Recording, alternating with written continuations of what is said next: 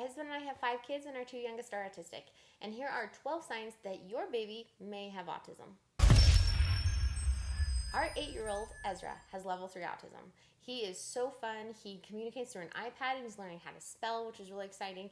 And he likes to spin with cords and play with cords and throw cords and put them around his hand and manipulate them. And since he has level 3 autism, we were able to see earlier in life his signs of autism, even when he was just 3 months old. Our son Simon, on the other hand, has level 1 autism, and it looks very different on him since he has no intellectual delay.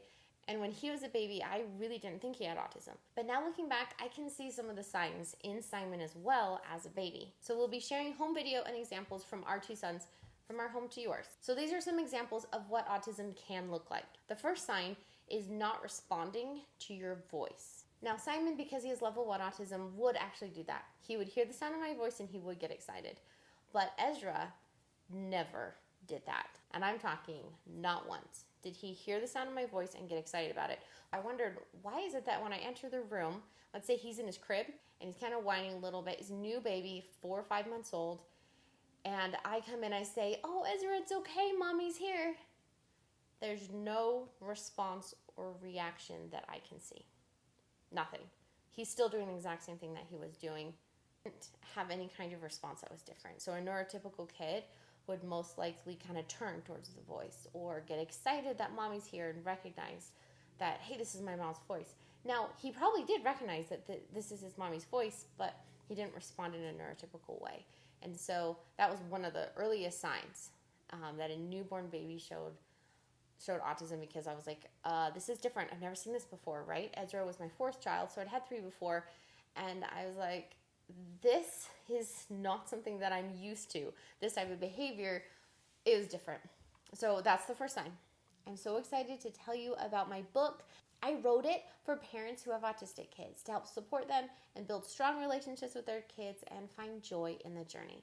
Click the link below in the description and get your own copy. The second sign is no or limited social smile. Now, both my autistic kids smile a lot. And when we lived in an RV full time, traveling to all the national parks, that's 5 kids in an RV, me and my husband, we would go to caves and we would go on hikes, and Ezra especially would laugh and smile the whole time.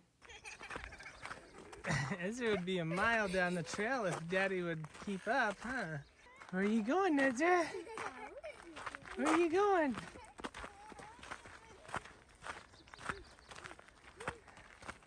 He loved those types of adventures. He still does. We go on hikes all the time. And it's one of those things where, even though he's my happiest child and he smiles a lot, the smile is not a social smile. Now, Simon, with his level 1 autism, he will show a social smile, but he learned how to do it. We actually kind of had to teach him how to smile back when someone's smiling at you. And he caught on really quick on how to smile socially. But Ezra has a harder time with that. As a baby, both Ezra and Simon really didn't show me a social smile at 3 months old. So my 3 older kids who are not autistic, Mark, Benson, and Marie, when I had them as babies, they would always show me a social smile at 3 months old. It was like clockwork.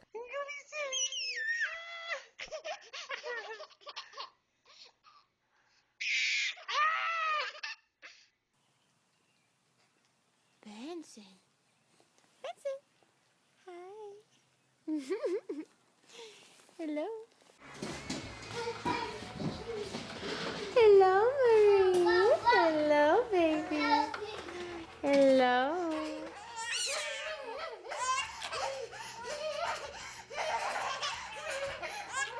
Then I had Ezra, and when I talked to him, he didn't smile back. And I had no clue why. I just figured, well, he'll learn, And now, even though he smiles more than like any of my other kids, it's not a social smile. He's not looking right at you, smiling, like reacting to your smile or responding socially, trying to get your attention with his smile. Those are examples of social smiles. The reason he's smiling is because you're smiling back at him, that type of thing. And by the way, it's totally okay that if he's uncomfortable with that, I'm not going to force it on him. It's not a big deal.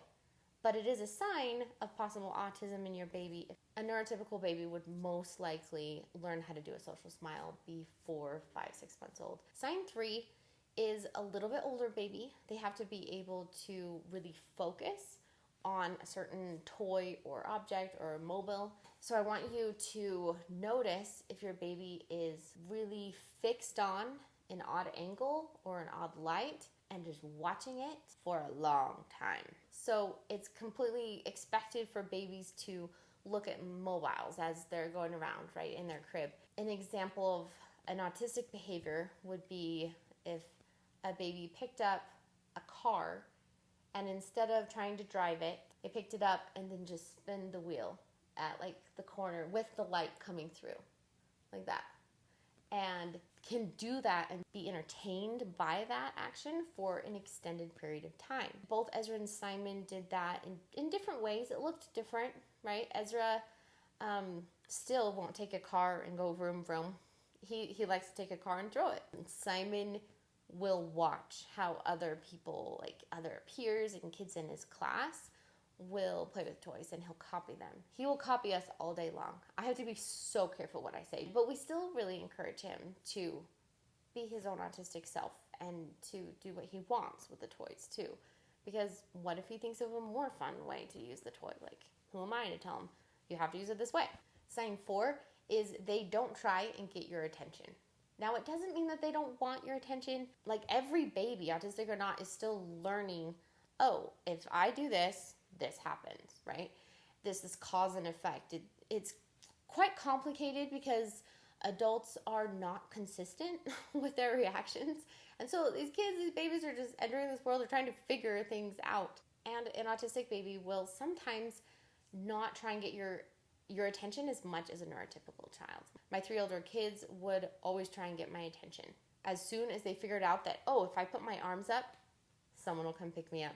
They would be searching for me in the room. If they were laying down, maybe having tummy time, they'd try and look up and find me and then try and yell at me or get my attention in some way. But Ezra, he'd be doing tummy time. But for me as a neurotypical parent, it looked like he was in his own little world. It looked like he didn't even seem to care or mind that I was there. He wasn't looking for me. He wasn't trying to find me. He wasn't trying to get my attention. There was nothing that he did that I could see that meant that he wanted my attention in any way. And I think he did. He wanted some of his problems to be solved. For example, he wanted his diaper to be changed. It took him many years. He was like 3 years old when he figured out that I could actually help him and solve some of his problems and, give him food or something. So the 5th sign is kind of related to the 4th sign. The 4th sign is, you don't try and get someone's attention. The 5th sign is you don't really respond when someone else is trying to get your attention as well. And that's going to look different on each child. For example, if Ezra as a child was laying on the bed and I would go and talk to him and put my face close to his face, he would usually look away. Now it makes sense because I know he's overstimulated visually.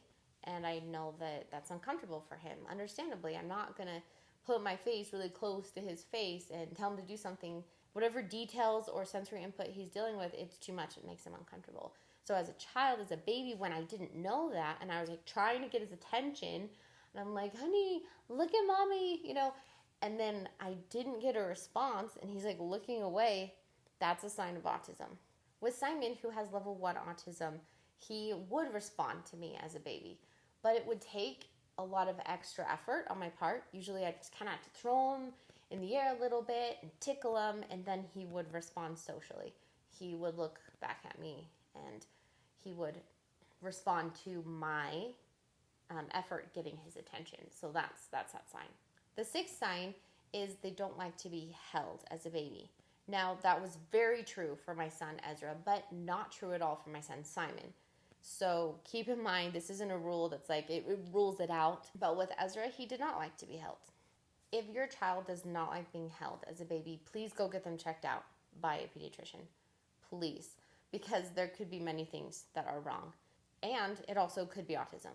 And so if there's nothing physically wrong the doctor can see, then you might want to consider, oh, my child could possibly be autistic. It was extremely hard to feed him. So we actually moved to the bottle, and we did formula with the bottle, and it was great. It was great. We had this special chair that kept him at the perfect angle, and then we had this blanket that we would fold and put the bottle right on the blanket and just slide into his mouth. I watched him to make sure that he was safe and getting his milk and everything was okay. And he was a pro. He was good at that. But Ezra still is like, don't touch me. Don't hug me. The only thing that he enjoys with physical contact with another person would be like deep massages and like deep tickles. And he does really like that. He will laugh and he likes that. Sign 7 is if your baby does not cry unless they need food or need to be changed. That was Ezra. I remember getting up in the middle of the night, wondering, like, is my baby okay? Is he still breathing? And I'd go and check on him, and he'd be awake. A newborn baby would be awake in his bed, just cooing, just happy as can be, just content. And I thought, oh, this is an easy baby. And now I look back and I was like, that was a sign of autism. He wasn't hungry when he woke up. He didn't need a diaper change. He didn't need me. And I just felt like that was so odd because it was so different than my 3 older kids. And even Simon was more like that. He would cry because he liked being held and he didn't like being alone. But he was more content. He was just naturally more content than any of my 3 older kids. Sign 8 has to do with eye contact. My 3 older kids would have eye contact at 3 months right on the dot. It was like clockwork. And then I had my 4th child, Ezra. And at 3 months, I remember holding him, trying to get his attention, and his eyes would never link to mine. Never. And I mean not once. And we took him back to the eye doctor again and again. And the eye doctor is just like, stop coming back here. His eyes are fine. So if your baby is naturally by themselves making lots of eye contact, then that's a sign that they may not be autistic. So we talk about this a lot in our ASD club, which is a weekly chat that you can join. Click the link below in the description, and I'll see you next week. Sign 9 is they don't seem to notice when a peer is next to them or in the room. A peer as in someone their same age. So if I have a 9-month-old who's sitting up, kind of playing with a toy, and then I put another 9-month-old 6 inches away from them, sitting up, playing with a toy, do they respond? Do they react? Do they care? do they seem to care? Maybe they care a lot that a peer is playing with them, but maybe they don't. A neurotypical kid a lot of times will notice, oh, there's another being that's kind of my same size. It's right here. And they'll maybe try and grab the other kid's toe. But a neurotypical child will respond in some way socially. So Ezra didn't really like having a child there. He wouldn't push them. He wouldn't reach out for them. He would just try and go away from them every time. He wanted to distance himself away from the peer that was in the room. He did not try to do parallel play. He definitely didn't try and play with them. It was not something that he naturally just did by himself. So Ezra might seem like he doesn't want to interact socially with anyone, but he loves being social. He's just social in his own way, and it looks different than a neurotypical person, and that's okay. That is a sign of possible autism. It could also be that they're just super introverted and annoyed that, another child's here, because maybe they're not used to it too. It could be that as well. Put in the comments another sign of autism in babies. I know I didn't get all of them, so add to the list and put it in the comments, and you never know who your comment might bless. We still have a lot more to share of our unique normal with 5 kids and 2 on the spectrum, so please consider subscribing. Sign 10 is sharing the moment. This can look different. Maybe your child has a toy and then they're on your lap and then they look back and show you the toy. Look, Mommy, this is a toy, I'm so excited about this. Or maybe show what the toy can do or why they like it. That is sharing the moment. Now, Ezra never did that. He still doesn't do that. That sharing the moment with someone, it's a very social thing. It usually involves eye contact and social smiles. And so it's not natural for Ezra at all. And For Simon, on the other hand, he will sometimes share the moment, but I noticed that when Simon was actually in the middle of his autism assessment, the doctor showed him a doll and did a bath. And that was actually part of the ADOS-2 test for that age group. And you're supposed to have like a birthday party or a bath, and he did bath time. So he showed, put the little bottle of shampoo on the baby. And of course there was no shampoo. We were just pretending. And then he took this little towel and was like, let's wipe the baby's head with the towel. And then the doctor stepped back to see how long it would take for my son Simon to share the moment, to look up, to seemingly notice that the doctor left. And the whole time they were there, Simon didn't look up once. He's very interested and focused on this doll and having bath time. He never shared the moment. And so that definitely was a sign of autism. A neurotypical kid would notice that the adult left and maybe would look up, at least to see where he was. Or share the moment and be like, oh, look, the doll's right here. And look what I can do. Look, are you watching me? Now, do you want me to tell you what Ezra did during that moment? He took the doll and threw it. And he took the tub and threw it.